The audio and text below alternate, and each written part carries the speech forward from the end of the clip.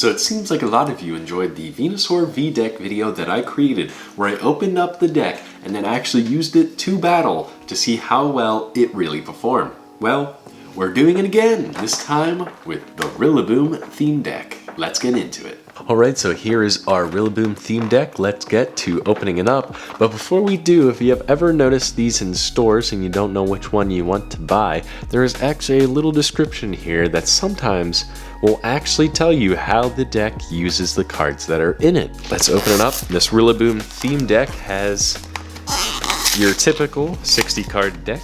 And of course it is going to be grass type themed. So all the cards in here for the most part should be grass type.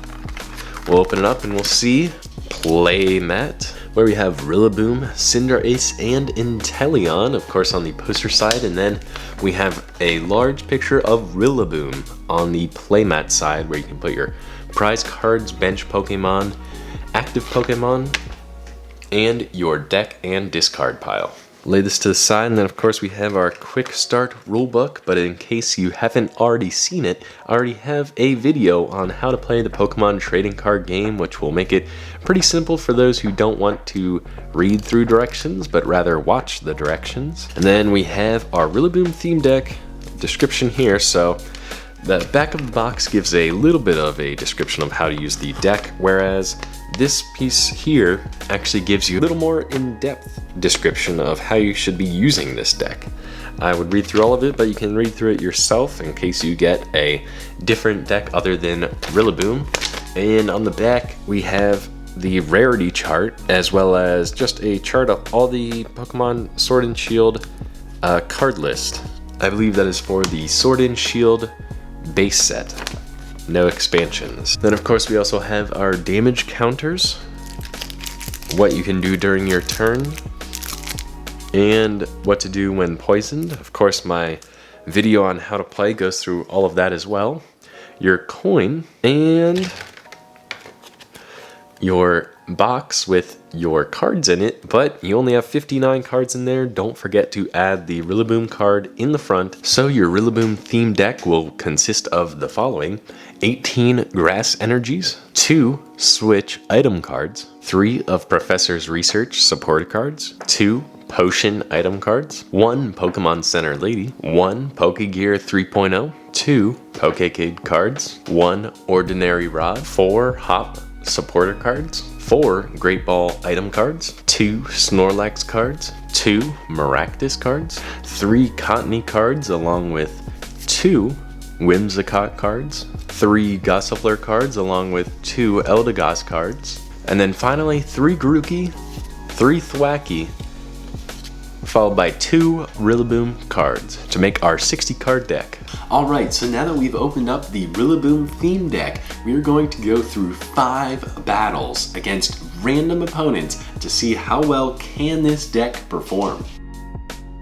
Alright, so game 1, whenever we play these online games with the Rillaboom theme deck, we're going to be playing against other theme decks. And this theme deck that I got placed against is Mental Might, which, if you don't know, it's the free one you get when you first start the Pokemon trading card game online. It's not really that good, so the Rillaboom deck pretty much swamped it.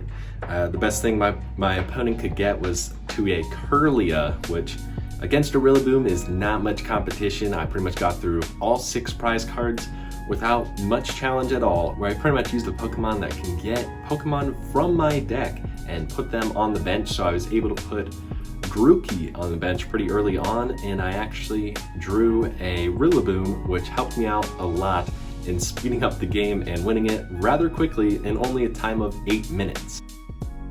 Alright, so my opponent actually forfeited the second game, and there may have been a reasoning for that because they were using an XY Fates Collide deck, which had a lot of ground type Pokemon that were double weak to grass.